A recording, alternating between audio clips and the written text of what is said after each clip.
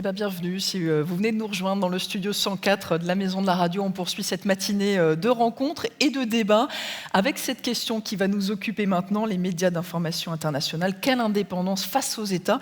Et c'est un face-à-face arbitré par Pierre Aski. Bonjour Pierre. Bonjour. Merci. Le monde a bien changé depuis 1980 quand Ted Turner a fondé CNN. Depuis, des dizaines de chaînes internationales sont nées, certaines qui sont liées à des États. La BBC en Angleterre est une télévision de service public. En France, nous avons France 24, etc. D'autres sont des chaînes liées à des États qui ne sont pas forcément démocratiques. Je pense à la Russie ou à la Chine. Il y a un autre modèle qui peut être celui d'Al Jazeera, par exemple, qui est financé par le Qatar, mais qui n'est pas la voix du Qatar. Donc, il y a des modèles extrêmement différents qui se sont développés depuis 40 ans et qui façonnent aujourd'hui un paysage audiovisuel mondial assez particulier. Et c'est la question que nous allons nous poser avec nos deux intervenants. Donc, Marie-Christine Saragosse, qui est la présidente de France Médias Monde. Le sigle est moins connu que ces sociétés elles-mêmes. Et donc, il y a trois chaînes qui sont France 24, la télévision, Radio France Internationale, la plus ancienne des trois, et Radio Monte Carlo Doualiya, qui est en langue arabe et qui émet principalement au Moyen-Orient. Merci d'être ici. Et Nathan Hodge, qui est senior editor à CNN à Londres, qui a été en poste en Russie, en Ukraine, qui connaît parfaitement ce monde de l'information internationale. Alors, on va essayer d'abord de répondre à la question qui est posée. Peut-être profitez-en d'abord pour définir votre statut et votre rapport aux États. Mais quelle indépendance face aux États? Quel est, selon vous, le modèle idéal? Et est-ce que vous pouvez parler de votre propre situation? Donc, décrivez-nous un peu la vôtre. Donc, commencez, Marie-Christine.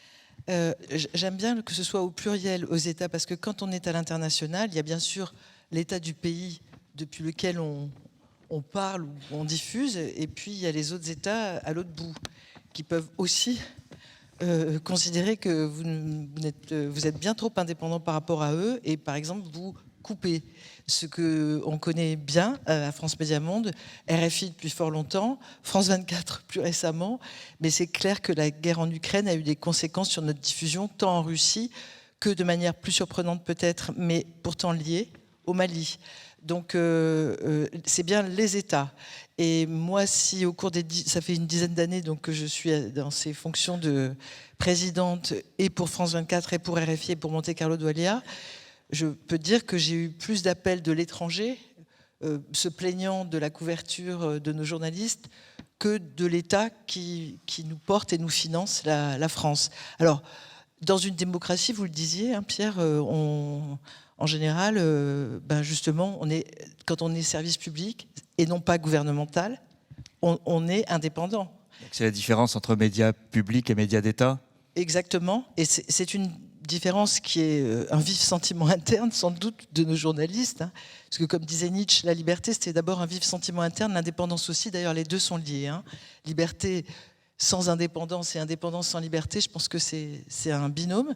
Et donc, c'est clair que dans notre pays, nos journalistes, en général, je ne les connais pas tous, mais en tout cas ceux du groupe qui sont issus de 60 nationalités différentes, qui parlent 21 langues, ils ont d'ailleurs certains choisi la France parce que c'est un pays de liberté et d'indépendance de l'information.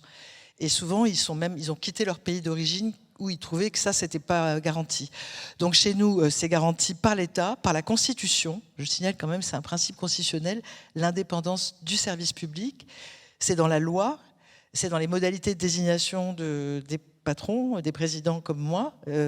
C'est aussi dans les modalités de financement, on pourra peut-être y revenir, parce que plus le financement est relié aux citoyens et affecté, c'est-à-dire c'est pas le budget général de l'État, mais c'est affecté, mieux c'est pour les signes extérieurs à l'international d'indépendance. Ce n'est pas un principe philosophique. Pour nous, ça a des conséquences concrètes.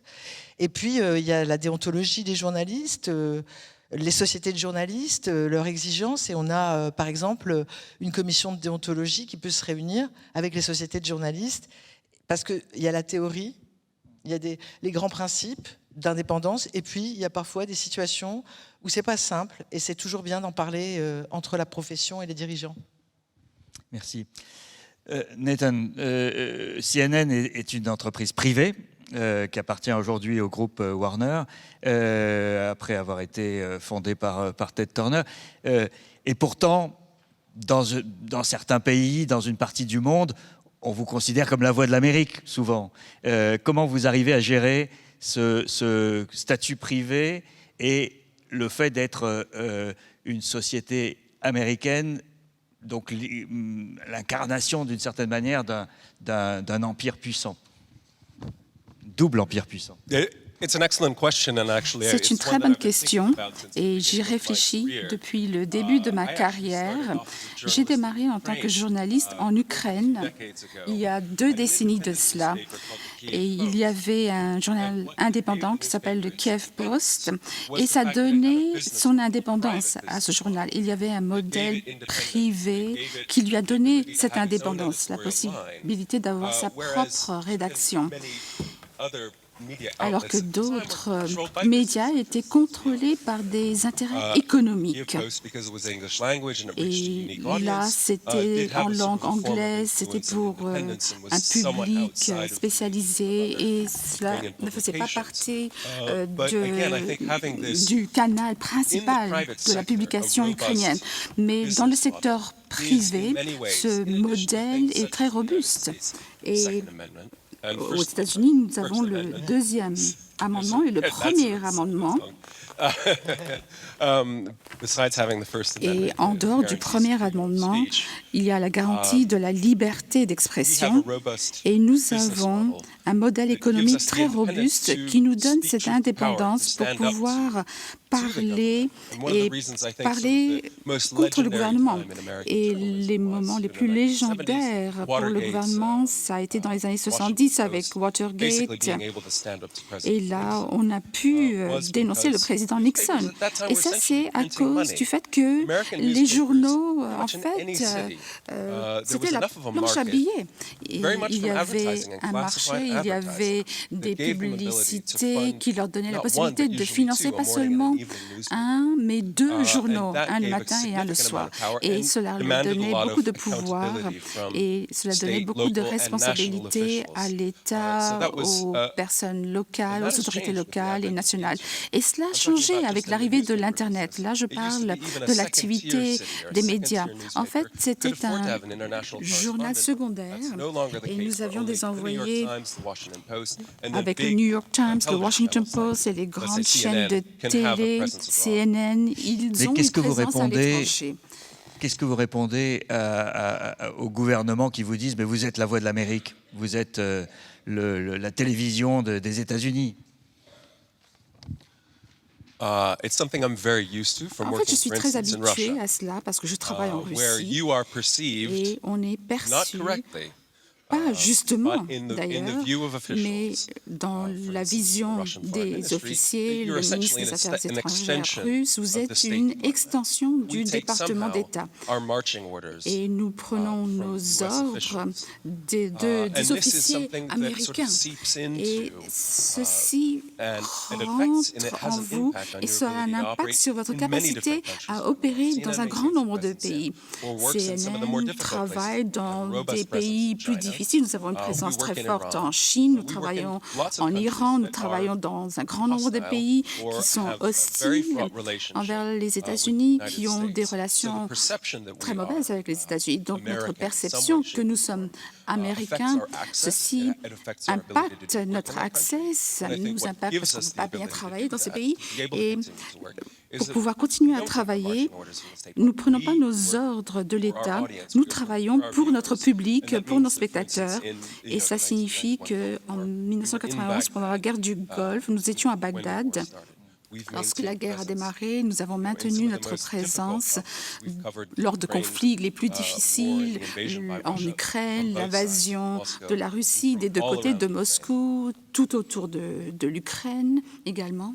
Marie-Christine Saragosse, vous avez fait l'éloge de la démocratie et de l'indépendance, et pourtant parfois la tentation, même dans les pays démocratiques, peut exister d'utiliser le fait d'avoir à sa disposition une force de frappe médiatique comme celle que vous incarnez. Le président Macron a provoqué quelques remous dans une déclaration qu'il a faite le 1er septembre devant les ambassadeurs de France réunis. Il a appelé à utiliser le réseau France Média Monde pour faire face aux narratifs russes, chinois ou turcs. Ça a fait réagir les journalistes de votre maison. Comment vous interprétez cette...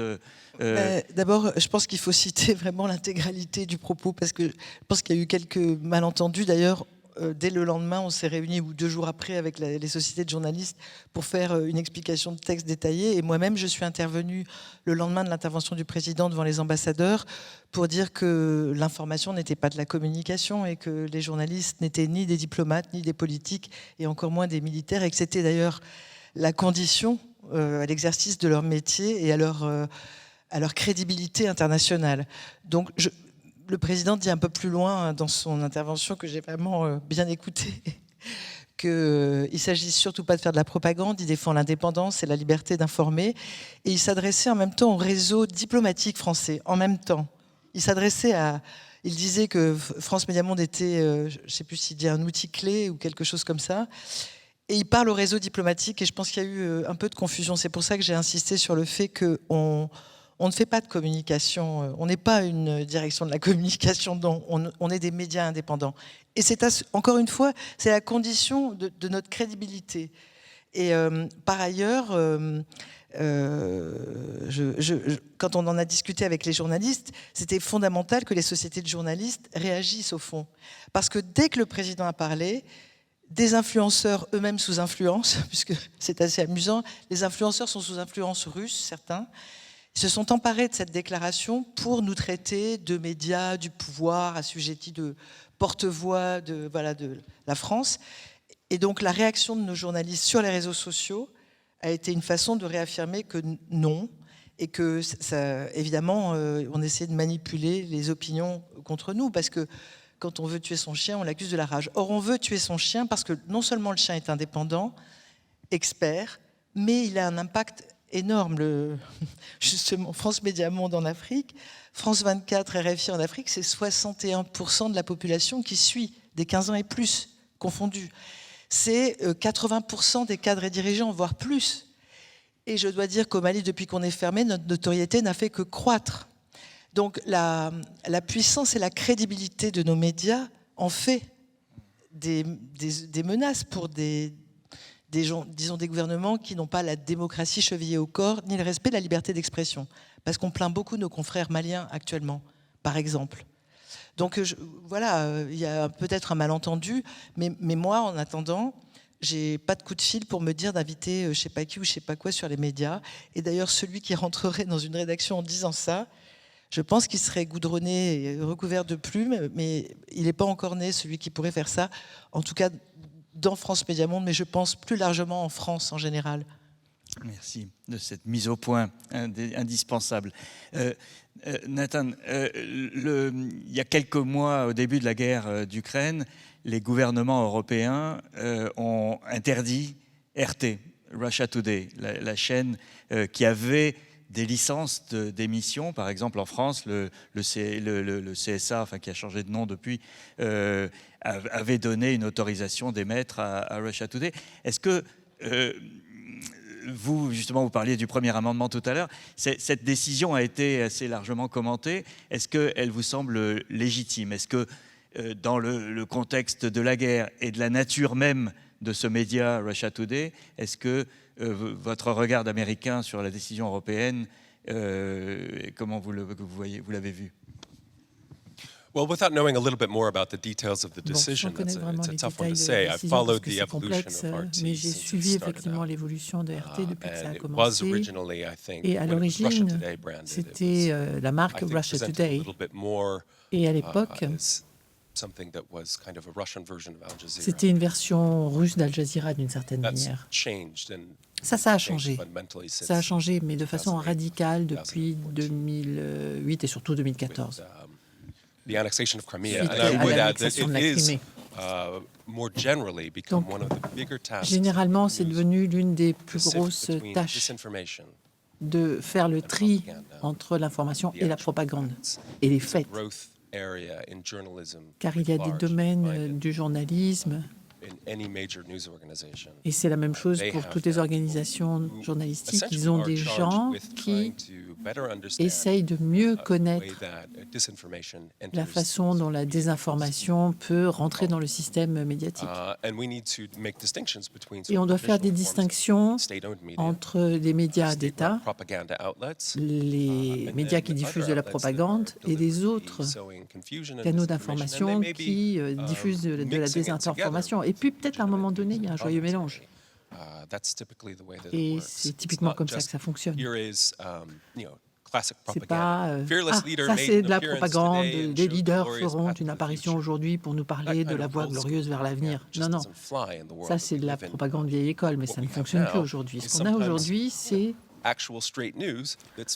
des nouvelles tout à fait normales qui sont mélangées avec une propagande assez subtile. Et c'est clairement comme cela que ça a fonctionné, par exemple, avec l'histoire du MiG-17 en 2014 et cet avion qui avait été abattu et toutes les infos qui ont été diffusées.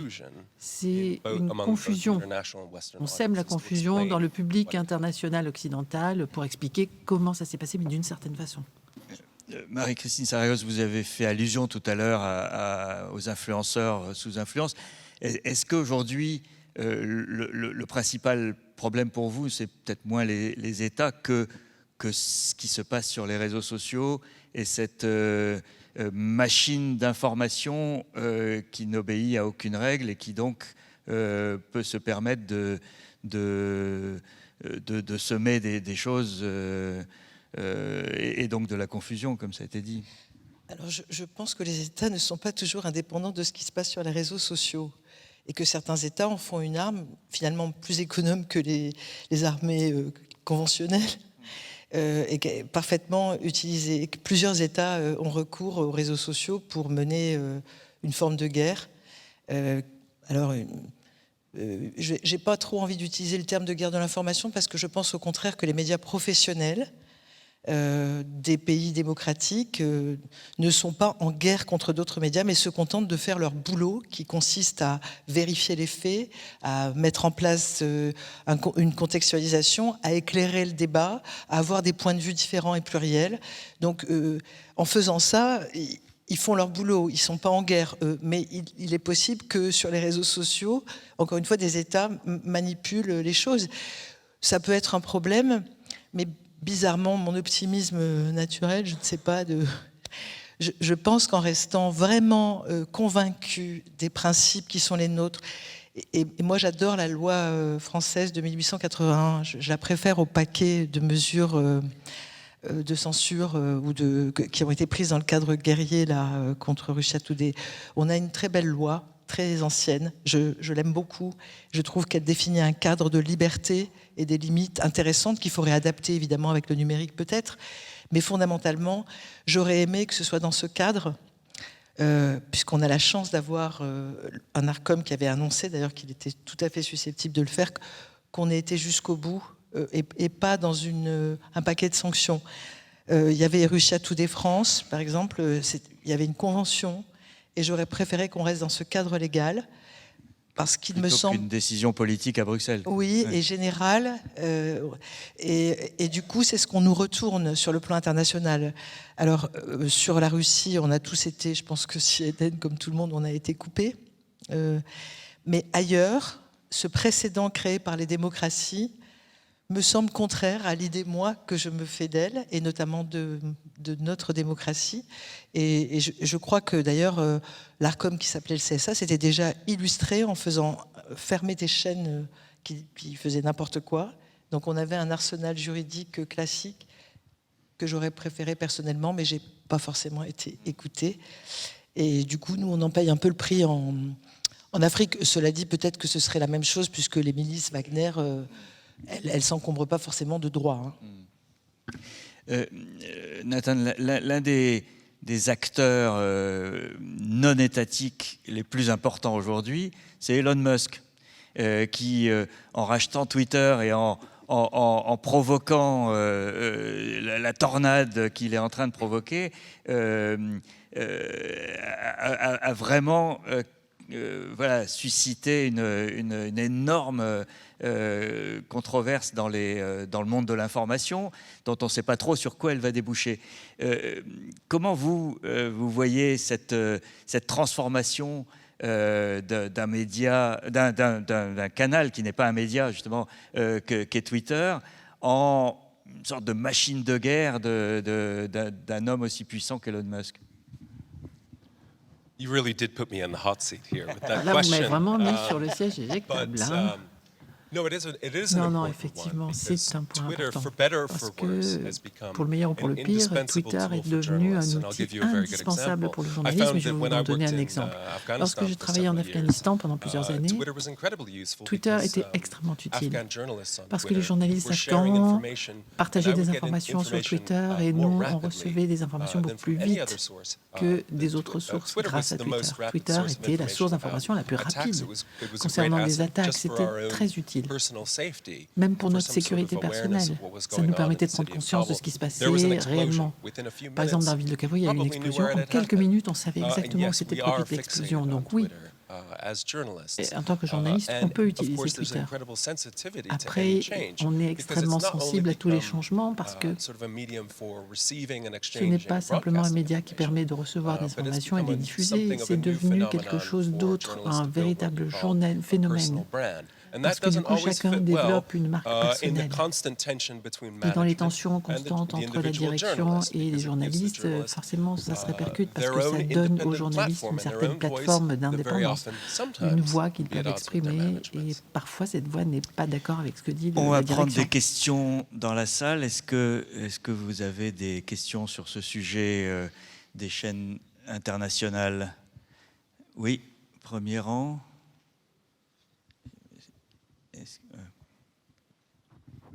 Oui, bonjour. Je voulais savoir pourquoi vous n'avez pas invité dans ce débat un représentant justement de ces réseaux et qui sont internationaux aussi. On diffuse, voilà. Pourquoi vous n'avez pas fait participer? Vous parlez de quoi, de Russia Today ou des vous parlez des réseaux sociaux? De tous les réseaux, c'est-à-dire ceux que vous disiez qui contrebalancent les réseaux mainstream que vous représentez aujourd'hui, même si vous êtes en opposition un peu, pas vraiment. Oui, voilà. Mais pour la parole, c'est-à-dire pour la représentativité de la parole, de la vérité d'un maximum de personnes, pourquoi n'y a-t-il pas présent justement quelqu'un qui représente tous ces réseaux sociaux, un grand liveur ou que ce soit le réseau Twitter ou que ce soit le réseau n'importe quel. Reprenez l'intitulé de la question. Oui. C'était quelle indépendance face aux États et non pas face à ces réseaux qui, eux, sont souvent l'émanation d'autres États non démocratiques. Donc la question qui s'était posée, et d'ailleurs c'est pour ça qu'on a parlé de cette déclaration du président Macron, etc., elle est sur le rapport entre les chaînes internationales et les États. Donc, c'était pas tout à fait l'objet de ce que vous dites. Oui. Mais pardon, on va faire circuler parce qu'on a le temps est très compté, s'il vous plaît. Oui, bien entendu, mais Madame, elle disait que les réseaux, elle en a parlé. Oui. Je veux dire, que les réseaux. On va faire circuler la parole, s'il vous plaît, monsieur. Je voulais juste vous dire que ce que je voulais dire, c'est que les États pouvaient utiliser les Facebook, les Twitter, c'est ça que je disais, les grandes plateformes. Les États ne sont pas interdits de les utiliser et il arrive que certains aient une stratégie dessus. C'est ça que, simplement, pour préciser ma pensée. Une question au fond. Là, allô? Allez-y. Oui, bonjour à tout le monde. J'ai écouté les deux intervenants qui sont libres par rapport à leur pays. Alors, comment on peut expliquer que vous êtes libre par rapport à vos pays, mais vous interdisez ceux qui parlent autrement que vous? Voilà, si on est libre, pourquoi interdire l'autre qui parle différemment? Moi, justement, j'ai essayé d'expliquer que Je pensais qu'il ne fallait pas interdire comme ça et qu'il fallait laisser le pluralisme de la pensée, la liberté d'expression, que ça fait partie du débat, qu'on n'est pas toujours d'accord et que c'est bien. Et donc j'ai essayé de dire que ce n'était pas mon point de vue, je ne sais pas si j'ai pas dû être assez claire.